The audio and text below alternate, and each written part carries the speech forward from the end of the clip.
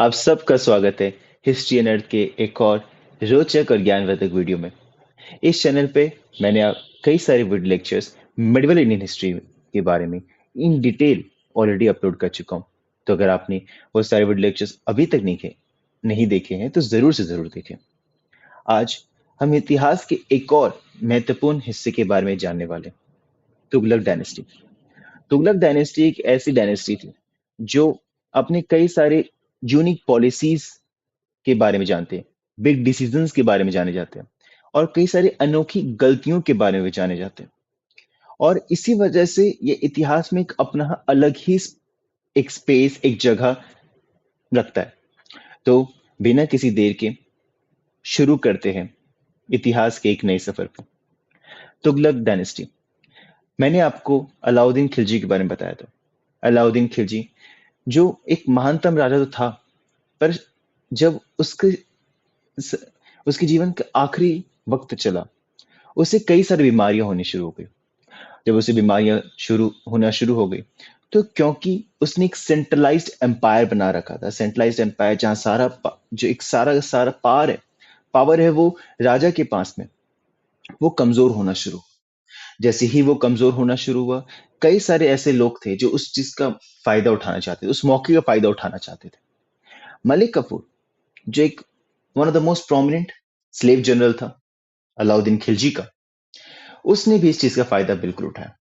धीरे धीरे करके उसने अपने पावर और अपने पोजीशन को इंप्रूव करा। उसने अपने सारे के सारे दुश्मनों को दूर करा, हटाया, मार दिया या उनको जेल में डाल दिया। उसने ये भी कोशिश करी कि किसी भी तरीके से मैं ये कोशिश करूंगा कि मेरा पावर, क्योंकि अगर मैं सीधा राजा नहीं बन सकता, अगर मैं सीधा सुल्तान नहीं बन सकता, तो मैं अपनी जगह पर एक ऐसे राजा को बैठाऊंगा जो मेरी बात मानेगा, मैं जो बोलूंगा वही करेगा। और ऐसा ही हुआ। मलिक कफूर ने अलाउद्दीन के छोटे बेटे मुबारक शाह को बैठाया, बट एज अ पपेट, और उसका वो रीजेंट बन गया। मलिक ने कई सारे अपने दुश्मनों को मारा। उसमें से एक खिज्र खान भी था। खिज्र खान वही जिसने चित्तौड़ का जिसे गवर्नर बनाया गया था और उसके नाम पे ही चित्तौड़ का नाम खिजराबाद रखा गया था, उसे भी उसने मार दिया। तो इस तरीके से धीरे धीरे वो अपने सारे एनिमीज को, सारे दुश्मनों को हटाते जा रहा था। मुबारक शाह धीरे धीरे पॉपुलर बनने की कोशिश कर रहा था। उसके अंदर भी वो चाहत आ रही थी कि मुझे भी पॉपुलर बनना है जैसे मेरे पिताजी थे। उसने क्या किया, उसने ये कोशिश करी कि जो शायद अ, चौधरीज थे, मुकद्दम्स थे, उनके दोस्त, उनसे जब मैं दोस्ती बढ़ाऊंगा तो मेरी पोजीशन इंप्रूव होगी। सो उसने क्या करा, उनके पोजीशन को इंप्रूव करनी शुरू की। अब ये कैसे हुआ, उसने जितनी मार्केट रिफॉर्म से, एग्री रिफॉर्म से, जो कहीं ना कहीं जमींदारों को या जो रिच सेक्शन थी, नोबिलिटी थी, उनकी पोजीशन को वीक कर रही थी, मुबारक शाह ने उन सब को हटाना शुरू करा। एंड धीरे धीरे वो सारे पॉलिसीज जो अलाउद्दीन ने इंट्रोड्यूस किए थे, इवन इफ फोर्सफुली, उसने उन सब को हटाया। पर जब गुजरात और डेक्कन की बात आती है, तो उसने ये बिल्कुल बोला था कि जो मेरे पिताजी ने रखा था कि मैं वहां पे कंट्रोल रखूंगा, जो अलाउद्दीन ने कंट्रोल रखा था, मैं भी वैसा ही कंट्रोल रखूंगा। और इसी वजह से उसने एक्सपेडिशंस भेजे। एक्सपेडिशंस का मतलब है कि आपने आर्मी भेज दी, कि आप जाके उन्हें ये बोल रहे हो कि आप मेरे सबॉर्डिनेट हो, आप मेरे ही अंदर हो, आपको मुझे टैक्स देना पड़ेगा, आपको मेरी सुजैनिटी कि मैं सर्वप्रभु हूँ, आपको वो एक्सेप्ट करना पड़ेगा। तो इस तरीके से मुबारक शाह ने भी कंटिन्यू रखा था जैसे अलाउद्दीन ने रखा था।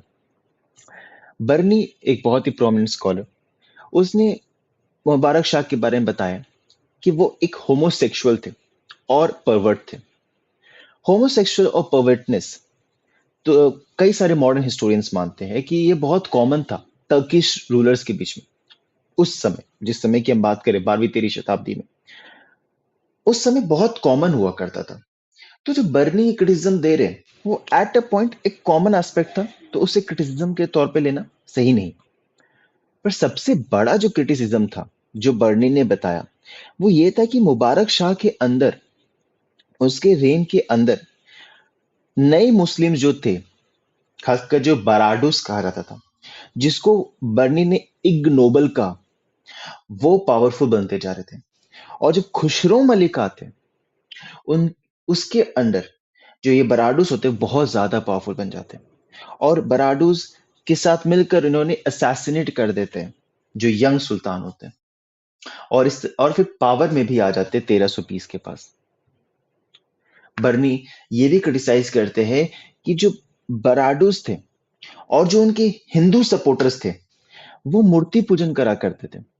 अब मूर्ति पूजन से लेके क्यों क्रिटिसिज्म आया बर्नी के साइड से? बहुत आसानी था, क्योंकि इस्लाम में मूर्ति पूजन नहीं होता, और क्योंकि अब हिंदूस और बराडूस मिलकर मूर्ति पूजन कर रहे हैं, तो इस तरीके से इस्लाम को इंसल्ट करने की कोशिश कर रहे हैं, ऐसा बर्नी कहना था। और ये भी था कि इनफिडिलिटी, कि आप मेरे धर्म को नहीं मानते हो, उसको बढ़ाने की कोशिश की जा रही थी, जब हम इस्लाम के पर्सपेक्टिव से देख रहे हैं और ये बर्नी की पर्सपेक्टिव से देख रहे हैं। बेराडूस ने रिबेलियन रेज करा, पावरफुल बनते जा रहे थे, तो उन्हें गयासुद्दीन तुगलक और गाजी मलिक, जिसे जाना जाता है गयासुद्दीन तुगलक के नाम से भी, उसके अगेंस्ट में रिबेलियन रेज करा कि हम बागी बनेंगे। पर गयासुद्दीन तुगलक पावरफुल था। गयासुद्दीन तुगलक ने सिर्फ 2 महीने के अंदर बराडूस के पूरे रिबेलियन को क्रश कर दिया। गयासुद्दीन तुगलक एक नए रूलर के तौर पे आता है।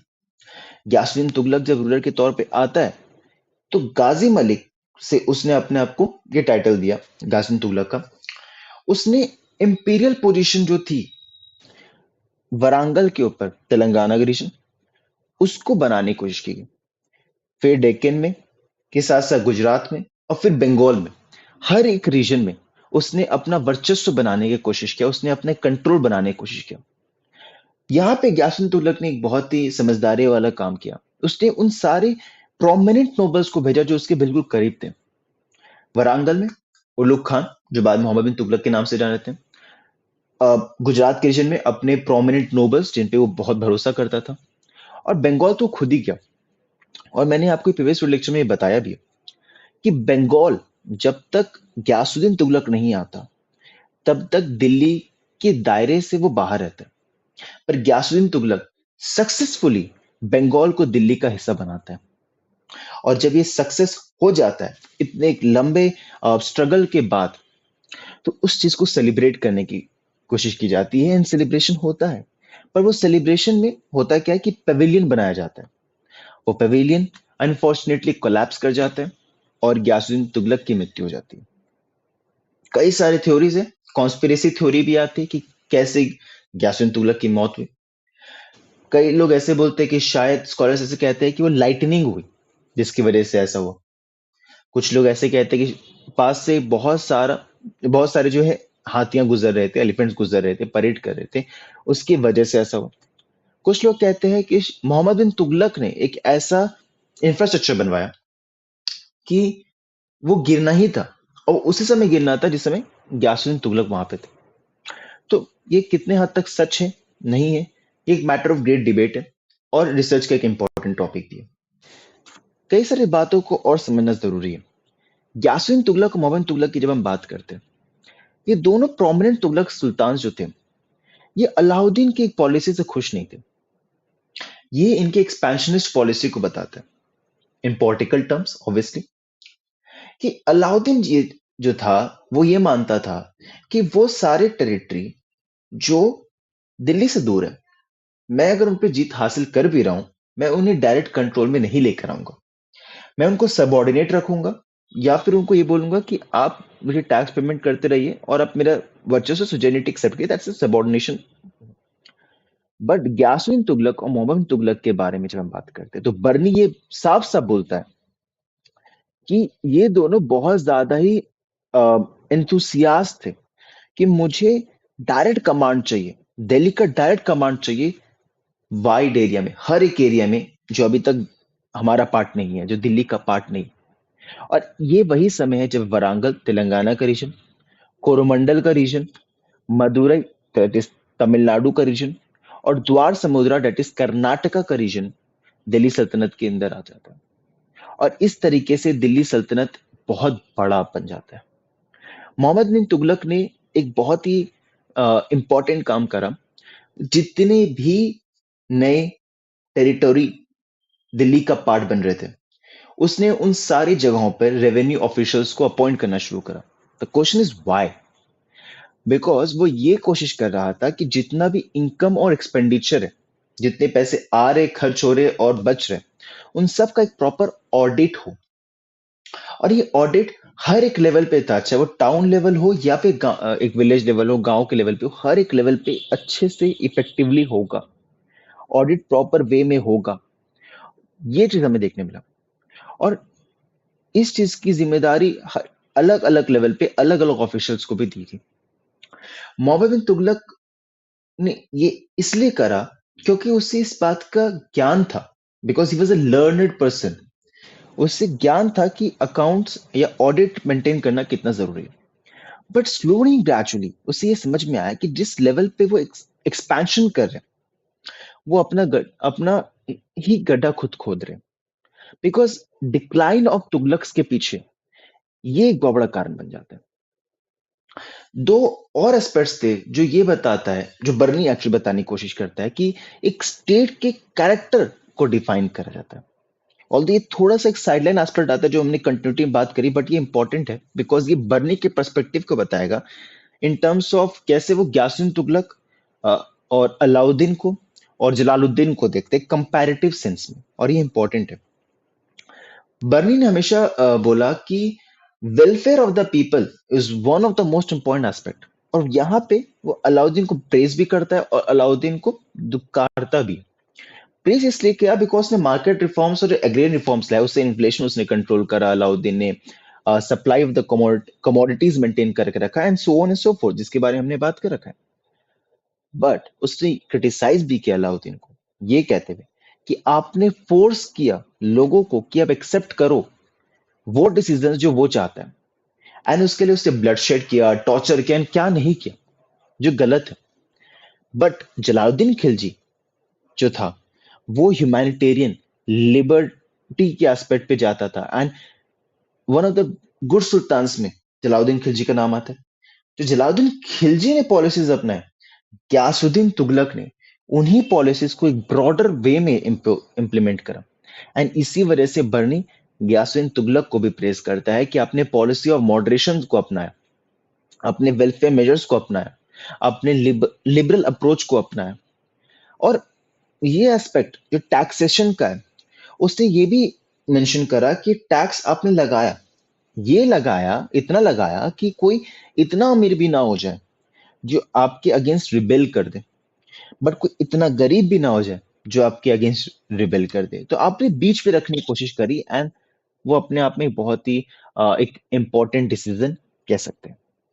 जो इसीलिए कहते हैं जो पॉलिसी ऑफ वेलफेयर ह्यूमैनिटेरियनिज्म था, जो जलालुद्दीन खिलजी ने शुरू करा था, उसको रीट्रेड किया गया और रिवाइव किया गया बाय ग्यासुद्दीन तुगलक।